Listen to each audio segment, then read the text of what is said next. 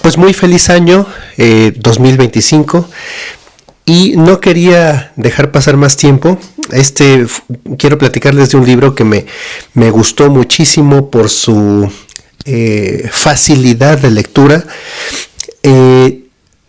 Curiosamente porque trata por 400 páginas sobre lo que es la información, la desmenuza a lo largo de la historia y simplemente nos da unas pautas para que tú tomes una decisión moral sobre lo que estamos viendo actualmente del fenómeno de la inteligencia artificial.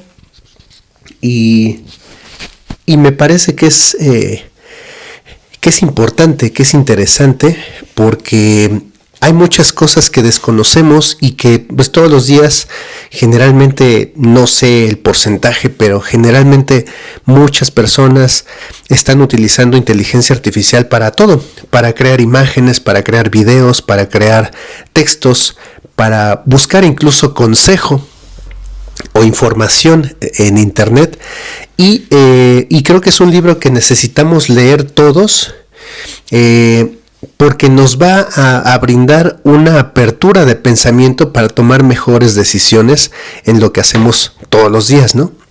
Este libro yo lo leí en PDF, aquí está, miren, es Nexus, una breve historia de las redes de información desde la edad de piedra hasta la inteligencia artificial. Y es el libro de Yuval Noah Harari.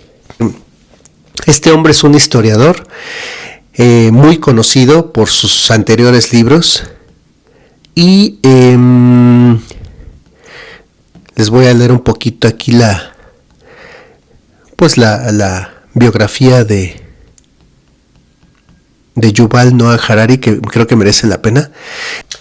Yuval Noah Harari nació en 1976, es profesor de historia en la Universidad Hebrea de Jerusalén, se especializó en historia medieval e historia militar, aunque sus investigaciones actuales se centran en los procesos macrohistóricos y en las relaciones entre historia y biología.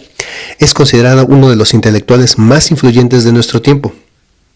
Su libro Sapiens, de animales a dioses, ha sido un éxito internacional, traducido en más de 65 idiomas. Otro libro es, por ejemplo, Homo Deus, y otro libro es el de 21 lecciones, ¿cómo se llama? 21 lecciones para el siglo. Bueno, este libro de Yuval Noah Harari nos va a hablar de varios elementos importantes que necesitamos comprender para una mejor comprensión del fenómeno que estamos viviendo, que se llama la inteligencia artificial. Nos va a decir varios elementos, nos va a contar que nosotros vivimos en tres realidades fundamentalmente. La realidad objetiva, que consiste en que hay objetos, cosas que no podemos dudar que existan porque existen. Lo comprobamos con los sentidos, la vista, el oído, el olfato, el gusto, el tacto, y son cosas de las cuales no hay duda. No podemos dudar de ello porque ahí están, son una verdad.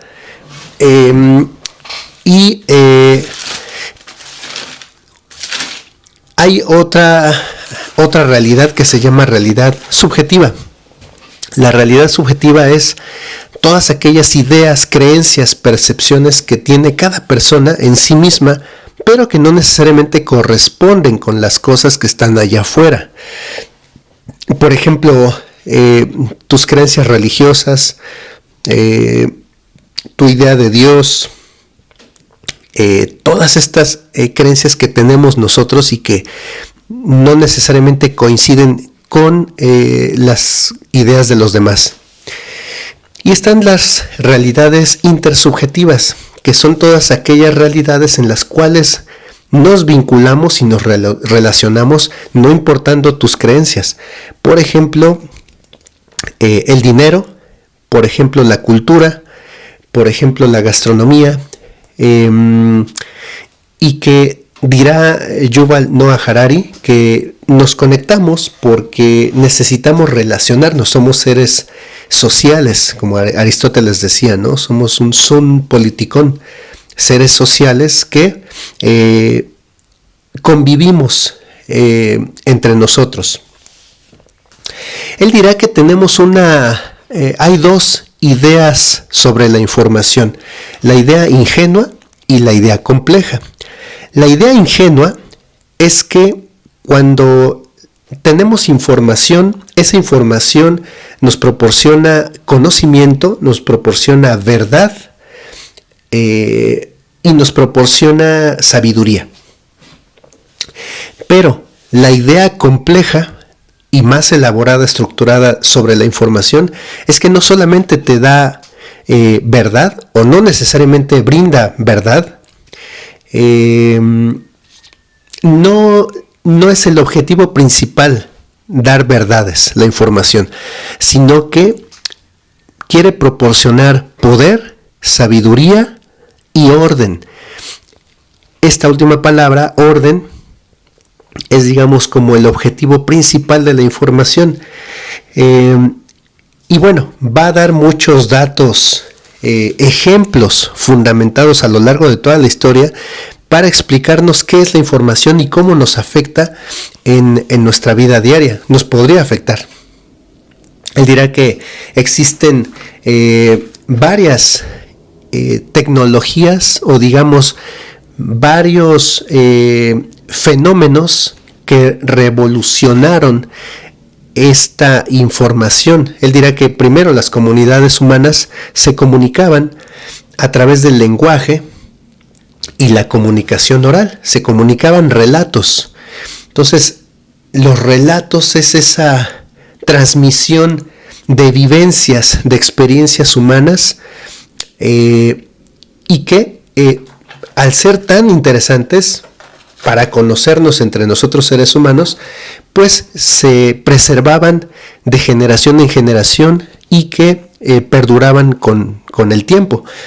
Sin embargo, algunos de esos relatos no duraban o no permanecían, y por eso viene, después de la comunicación oral, viene la invención de la escritura. Y con la escritura se preservaban ya historias, narraciones que hablaban de una cultura, de un pueblo, de una gastronomía, de sus descubrimientos científicos, de sus observaciones del cielo, de los planetas, de la astrología, de la naturaleza humana. Y después, con la invención de la imprenta, la escritura obtiene una mayor difusión en todo el mundo y en muchas culturas y en varios idiomas. Después de la imprenta, dirá que el telégrafo y el teléfono son la siguiente tecnología de la información, con la cual pues ya se vuelve más universal, más global esta difusión de la información. Vendrá después este descubrimiento del Internet, que volverá masiva y global de manera instantánea la información.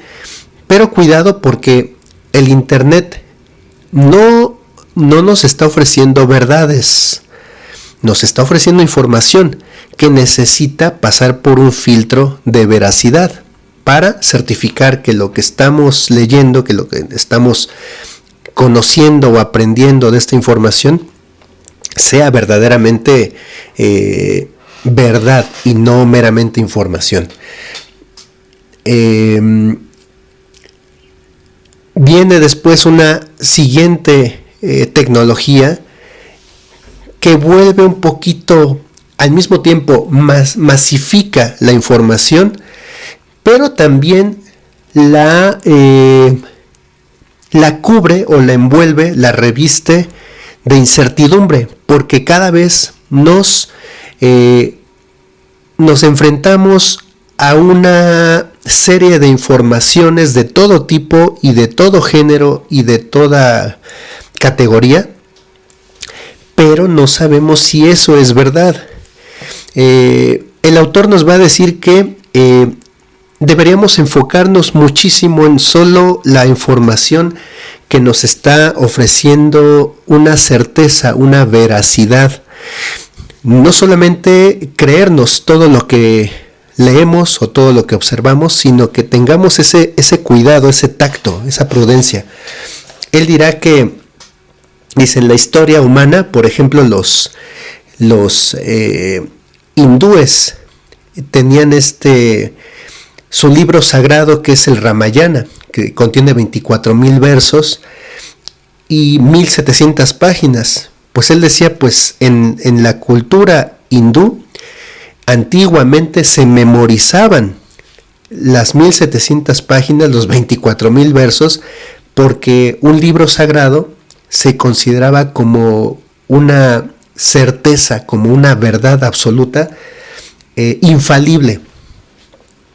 Entonces él dirá que, dice, tenemos registros de información. El más antiguo que tenemos se descubrió en Mesopotamia, y es un documento escrito, parece que es una tablita, y que está la contabilización de cabras y ovejas. Es una tabla de arcilla, de Ur. Y bueno, él dirá, qué importante es para el hombre registrar las cosas la realidad en la cual él vive. Pone otros ejemplos interesantes. Por ejemplo, él dirá, este término de la burocracia surge en Francia en el siglo XVIII. Dice, con la palabra en francés bureau significa escritorio, y nos hace esa referencia de una persona que está atrás de un escritorio y que se la pasa ordenando papeles, ordenando información. Entonces la burocracia, como la entendemos actualmente, tiende a sacrificar la verdad en arcas del orden. Le preocupa más el orden que la verdad. Y dirá, actualmente la burocracia es eso. No le interesa mucho la verdad, sino más bien el orden. Y ese es el trabajo de los burócratas en todo el mundo. Él dirá que, bueno, por ejemplo, hay una cadena evolutiva muy interesante en la cual él pone el ejemplo. Un hombre conoce a una chica. Este hombre lucha contra otro hombre para ganarse la atención y conseguir el cariño, el amor de una chica. Este es un drama biológico que se repite en muchos animales, y que, digamos, aquí viene lo que es lo que él llama el drama puro y el drama impuro. Él dirá que en estas tribus conocidas como Tutsis, los Tutsis son, los consideraban como si fueran insectos, ¿no? ¿Cómo percibían los nazis a los judíos? Como ratas. Y se ha observado que los chimpancés ven a otras comunidades de chimpancés con asco. Entonces, un ejemplo interesante, él mencionará la obra El Proceso de Kafka. Esta obra del Proceso nos está hablando de unos funcionarios que arrestan a un empleado de banca por un crimen sin nombre. Hace todo para entender qué le ocurre y descubrir lo que pretende la agencia que lo destroza, pero no lo consigue. Esta es una referencia existencial o teológica a la condición humana y la imposibilidad de conocer a Dios. Es decir, este empleado nunca descubre por qué lo están procesando, por qué lo quieren castigar. Y él dirá, esta obra de Kafka nos refleja la condición humana que sentimos cuando nos sentimos desamparados ante poderes perniciosos que no comprendemos.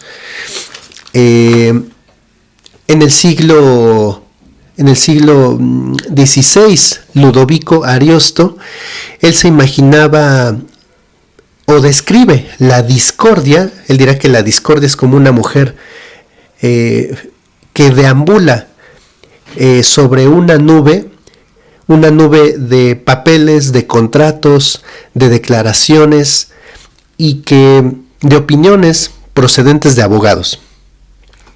Entonces, dice que va a generar inseguridad en personas empobrecidas. Esa es la discordia para Ludovico Ariosto. Entonces, él va, a criticar a las religiones, diciendo que los libros sagrados nos dan una señal de que la información es limitada, supuestamente infalible. Porque hablando de la Biblia, hablando del Corán, hablando para los hindúes, ¿no?, el Ramayana. Esta información, para los que creen en estos libros sagrados, es una información que no tiene falla. Probablemente es incomprensible. Humanamente hablando es incomprensible o difícilmente entendible. Mayormente con una posibilidad de interpretación variada. Pero dirá que, por ejemplo, hablando de la Iglesia Católica, él va a decir que la Iglesia Católica está compuesta de dos elementos: de seres humanos falibles y un texto sagrado infalible. Él dirá, por eso a veces hay fallas en la interpretación de la Biblia, porque pues el hombre se va a equivocar en su lectura, en su interpretación. San Agustín va a citar a San Agustín, porque San Agustín decía que equivocarnos es humano, pero persistir en la equivocación es diabólico. Entonces, este sentido de autocorrección, y dirá que él dirá que las religiones normalmente les cuesta mucho autocorregirse, que no lo hacen, y pone el ejemplo de un libro, un manual sobre desórdenes mentales, que en inglés son las siglas DSM, Diagnostical and Statistical Manual of Mental Disorders. Y es un libro es un manual como de es un libro canónico tanto para psiquiatras como para psicólogos, en el cual él dirá que en este libro, en este manual de desórdenes mentales, se había escrito en 1952 que la homosexualidad era una alteración sociopática de la personalidad humana.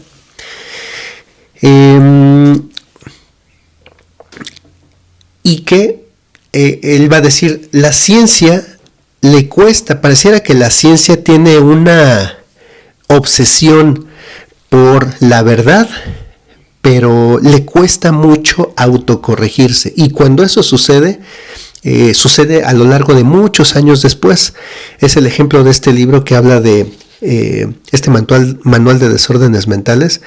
Decía que en 1954 la homosexualidad era una alteración sociopática de la personalidad. No fue hasta 22 años después, en 1974, que quitaron a la homosexualidad como una enfermedad mental. Entonces,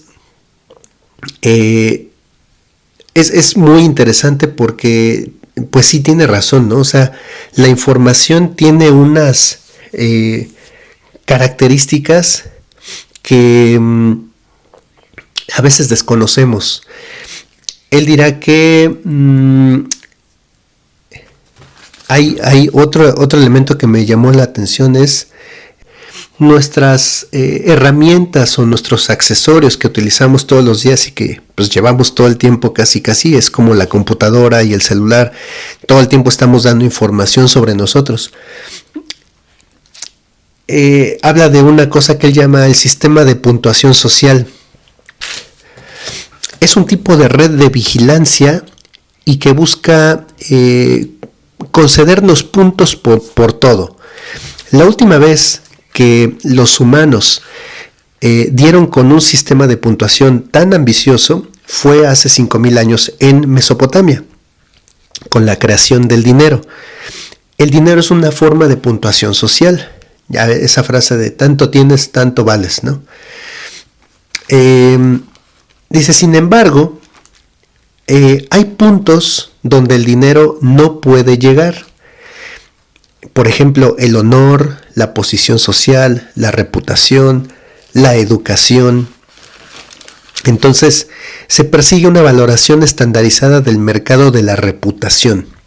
¿Qué pasa si los valores del mercado monetario se extienden al mercado de la reputación? Tenemos ejemplos, por ejemplo, los aristócratas medievales que se clasificaban en condes, duques, vizcondes, reyes. Pero el sistema de puntuación social intenta expandir el método de vigilancia de cada persona. ¿A qué restaurante va? ¿Hacia dónde pasa sus vacaciones? ¿En qué hoteles se hospeda? Y menciona cómo nosotros mismos al utilizar estas aplicaciones del teléfono, ¿no? De viajes, agencias de viajes, reservaciones de hoteles, ¿no? Los Airbnb, los transportes, Uber, Didi, todo lo que usamos es un sistema de vigilancia que no nos dicen que nos están vigilando, pero cuando los usamos, pues estamos dando información de nosotros, ¿no? La gente dirá que termina actualmente su vida, o sea, ellos mismos terminan con su vida, por vergüenza. Las estadísticas apuntan a que es más por vergüenza y culpa que por penurias económicas. Por eso él dirá que hay que ser extremadamente cautos en lo que hacemos y lo que decimos, porque es como, actualmente estamos como si estuviéramos en un escenario 24/7, todo el tiempo nos observan, nos escuchan, y esto puede crear, esta vigilancia obsesiva extrema, puede generar una vida estresante, una vida en donde no nos sentimos tranquilos ni cómodos. Él dirá que tengamos cuidado porque la información no es la verdad. La red, es decir, las redes podrían crear e imponernos un nuevo tipo de orden mundial. Pareciera entonces, si se dan cuenta, que todo lo que vemos en Instagram, en TikTok, en Facebook, en YouTube, pareciera que todo eso es verdad y que automáticamente hay que creerlo sin discutirlo, sin investigarlo, sin criticarlo, y que pues la información se suele usar para crear orden y no para descubrir la verdad. Actualmente vivimos una época donde lo salvaje, lo brutal, lo conflictivo atrae la atención como un imán de los seres humanos, en detrimento de las cosas que son verdaderamente provechosas y nutritivas para el ser humano. Él hablará mucho de lo que es el algoritmo. El algoritmo está como predicción, ¿no?, digital de lo que hacemos, de lo que decimos. Dirá, hay que tener cuidado con el algoritmo porque, por ejemplo, dirá, las redes sociales no incentivan la interconexión de las cortezas prefrontales, sino la interconexión en los sistemas límbicos. El sistema límbico, pues ya ven que ahí se regula la conducta, las emociones, la reproducción, las respuestas de lucha o de huida. Entonces, va a decir que Karl von Clausewitz, general prusiano que luchó en las guerras napoleónicas después de la derrota, y que después de la derrota de Napoleón en 1815, él escribió un libro, una teoría de la guerra que se llama De la Guerra, y que esa es la teoría militar dominante actualmente. La guerra es la continuación de la política con otros medios. Esta es la conclusión de este librito. Esta teoría militar que desde 1815 se respeta y se entiende como la guerra, dirá que la guerra es una continuación de la política con otros medios. Es un instrumento político, la guerra. Dice que en 2014, el libro Superintelligence de Nick Bostrom, filósofo, él ilustra cómo una fábrica de clips compra un computador y le pide a esta computadora que produzca muchos clips. El computador, en busca de este objetivo, busca hacer la mayor producción de clips, conquista el planeta, mata a los seres humanos, emplea todos los recursos necesarios para producir más clips. Este filósofo Bostrom argumenta que las computadoras son poderosas, que no las subestimemos, y que esto también se ve reflejado en diversas novelas de ficción y también películas. Él dirá, ustedes observen lo que sucede en películas como Matrix o Terminator. En Terminator vemos robots autónomos que tienen muchísima tecnología y que realizan estrategias para acabar con la raza humana. En la película Matrix vemos un grupo de personas o un grupo de hombres que se conectan su cerebro a una computadora para entrar en un mundo virtual y tratar de destruir a esta inteligencia artificial que está existiendo de manera virtual, ¿no? Entonces él dirá, pues hay que tener ahí prudencia. Él dirá, vienen varios problemas. Hay muchos problemas posibles problemas en el futuro. Él dirá que uno de los problemas que se puede plantear es el problema de la mente-cuerpo, el dilema de la mente-cuerpo. Y pone un ejemplo. Él habla del primatólogo Franz de Waal y nos cuenta la teoría del barniz. Esta teoría del barniz nos dice que en el fondo de nuestro ser, los humanos seguimos siendo como aquellos cazadores de la edad de piedra, incapaces de contemplar el mundo de otra manera que como una jungla, donde el fuerte se aprovecha del débil y donde el poder se ejerce siempre de manera correcta. El hombre intenta camuflar esta realidad inmutable, revistiendo su aspecto de fino barniz.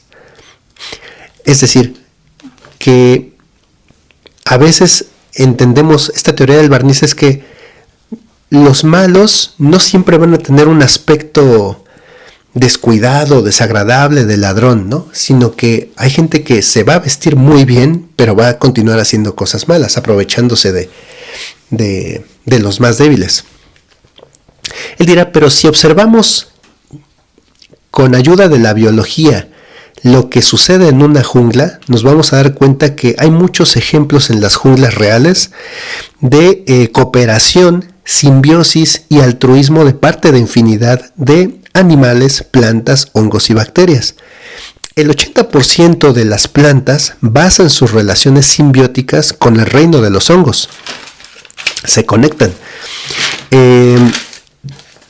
La auténtica ley de la jungla es esta mutua cooperación, que es lo que justamente él dirá que vivimos en una jungla de concreto, de edificios, de grandes construcciones, donde el hombre muy civilizado, con mucha tecnología. Sin embargo, necesitamos comprender mucho y necesitamos aprender a generar sistemas de convivencia real, de cooperación, no importando tu clase social, no importando tu nivel educativo, no importando tu cultura o tu idioma.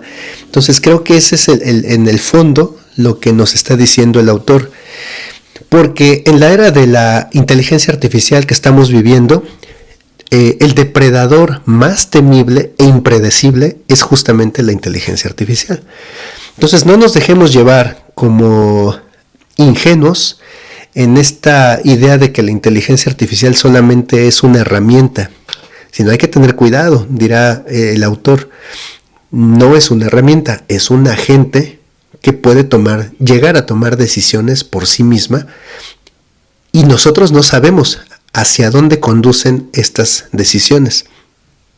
Entonces, bueno, creo que es un libro que necesitamos leer y releer porque nos va a orientar mucho en estas acciones prudentes cuando la lleguemos a usar. Y pues nada, es un libro muy muy bueno, muy interesante, les recomiendo muchísimo. Es muy sencillo, tiene una infinidad de ejemplos de información, así que está lleno de información, pero esa información tiene el objetivo de aclararnos ideas que podrían ser desconocidas para nosotros y nos ayudan a una mejor comprensión, una mejor uso de la inteligencia artificial.